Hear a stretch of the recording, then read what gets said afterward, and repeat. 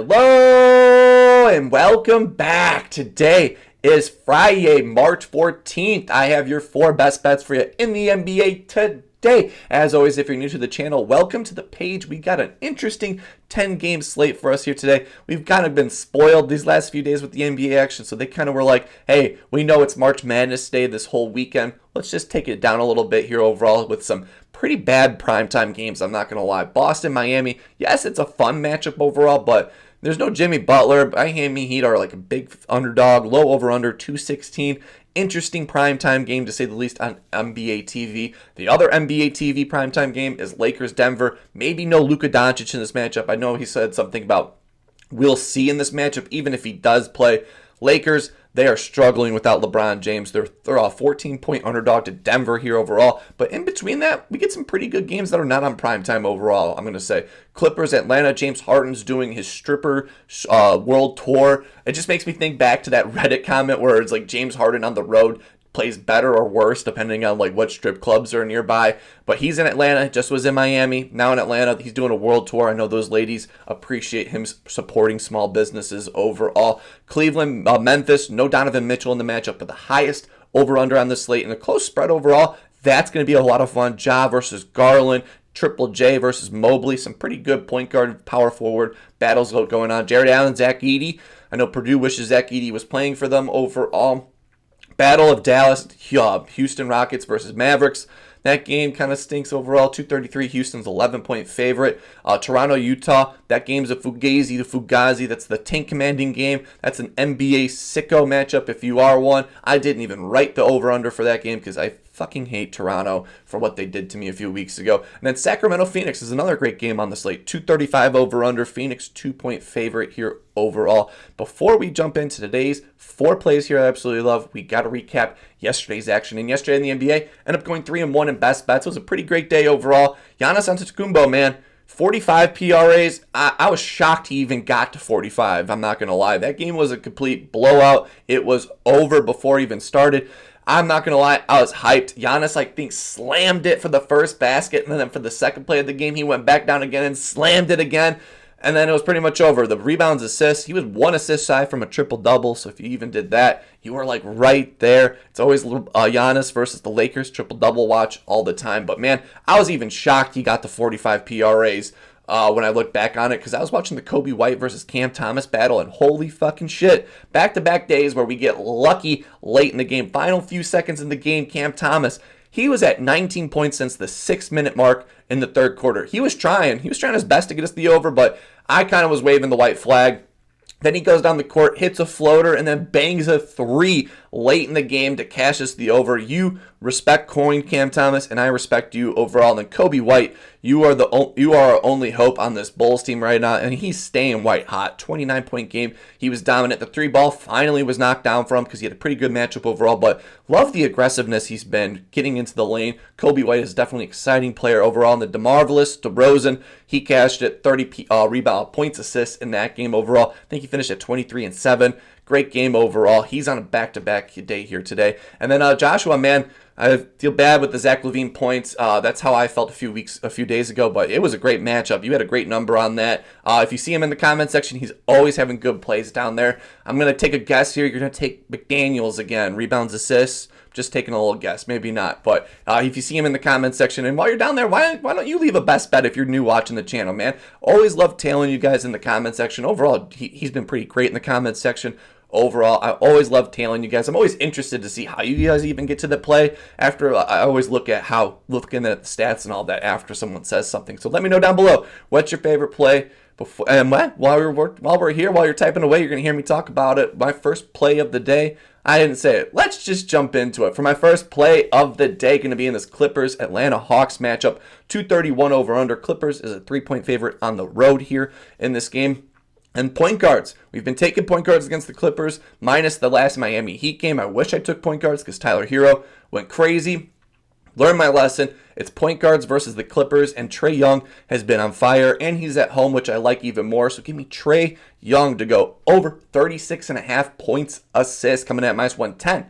on DraftKings. He has a great matchup here. These last 15 games, the Clippers allow the 5th most points, the 6th most assists, and the 4th most threes to the point guard position. So this is a great spot here overall for Trae Young, where he's gotten this over 4 for his last 5, averaging 39.4 points, assists, and he's gotten this over 4 for his last 5 against the Clippers overall. His last 4 against the Clippers, he's had 38, 38, 41, 37. He just had 34 in his most recent matchup against them overall. That game was a blowout. Didn't play as many minutes in that game. Finished with 20 and 14. But he's 3 for his last 3 at home against the Clippers, which I love overall. And he's a better home player than he is on the road. 4 for his last 5 home games, averaging 40.2 points, assists, and 7 for his last 10, averaging 39.6 points, assists, with 4 straight overs at home, which we love. Today he'll go for 5 straight. Love the playing time and usage. Plays 34 plus minutes in every single game in the last 10 games with a 20% usage rate in every single one. So great consistency overall. And Clippers have been getting dominated by point guards. We've been taking them. Scary Terry had 11. Tyler Hero just balled the fuck out. CJ McCollum, we took his threes in that matchup. He took care of business with 30. Jose Alvarado, 18. Dennis Schroeder, 28. Cade had 47. Luka, back-to-back 36-plus points, assists, games. Gabe Vincent even had 10. Trae Jones had 10. McGidley, the Giddler, Josh Giddey, who's probably going to get a lot of money from the Bulls, 33. And Cade Cunningham again had 39. I have projected at 39 points, assists in this matchup here today. Close spread overall, 230.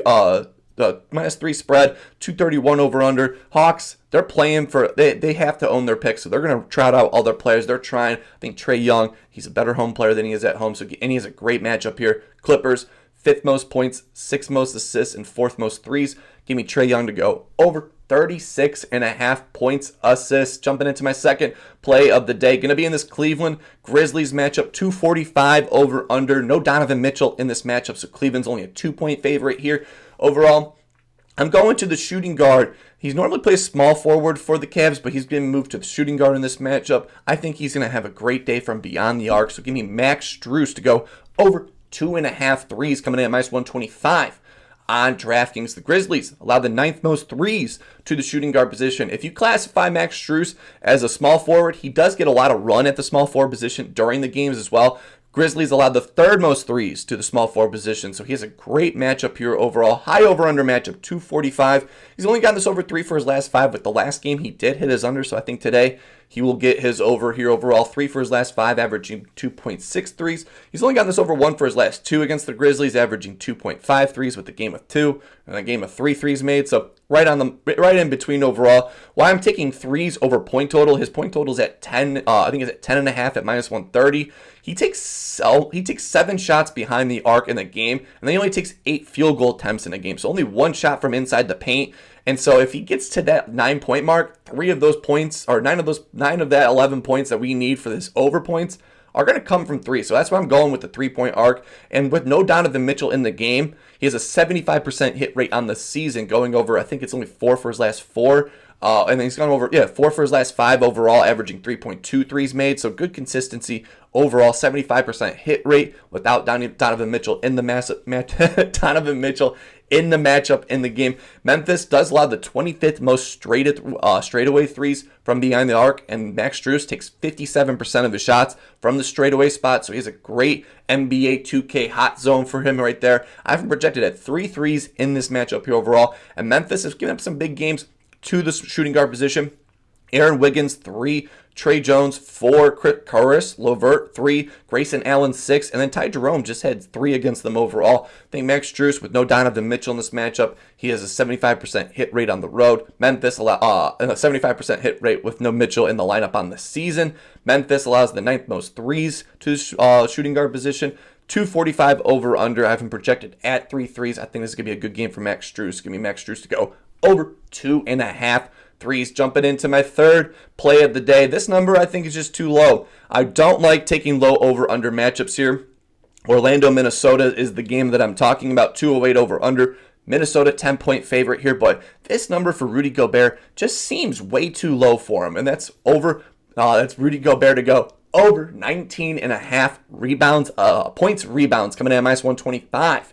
On DraftKings, Orlando allows the 10th most rebounds to the center position these last 15 games, and they're allowing the 10th most rebounds these last 7 games. So they've been getting killed on the board here, and Rudy Gobert has gotten this over 10 for his last 10 games overall, averaging 26.2 points, rebounds overall, and he's gotten this over 4 for his last 4 against Orlando, averaging 28.7 points, rebounds. He is returning from injury.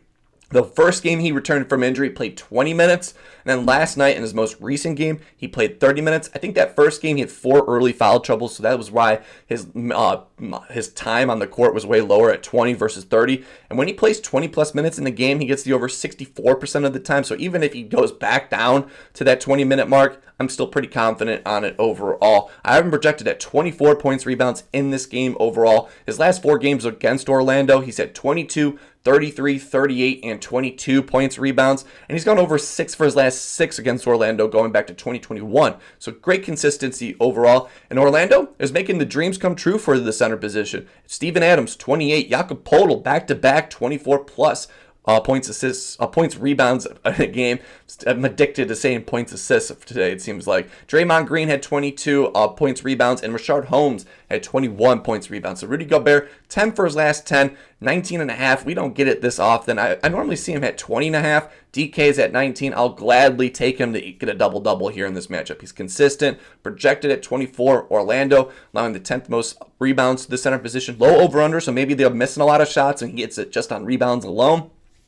So give me Rudy Gobert to go over 19.5 points, rebounds, and jumping into my fourth and final play of the day, going to be in the Sacramento Phoenix Suns matchup, 235 over under. Phoenix 2-point favorite at home.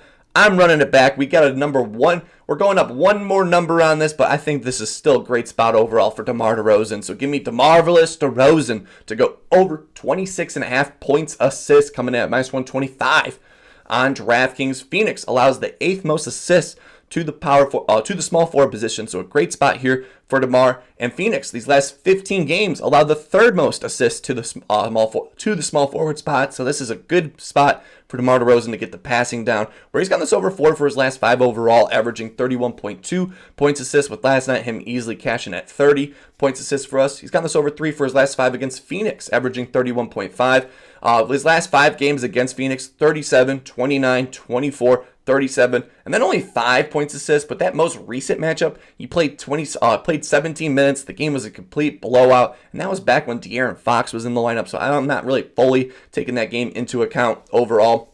63% hit rate on the road this season for him, averaging 28.5 points, assists, 4 for his last 5 overall on the road, averaging 32.4 points, assists. So he's very consistent on the road for us overall. And these last 10 games, Phoenix allows the 24th most points, or allows the 24th most points inside the 3-point mark. And we know Mr. Midrange takes 31% of his shots from inside the 3-point arc, so he's an even good matchup from shooting from the field overall.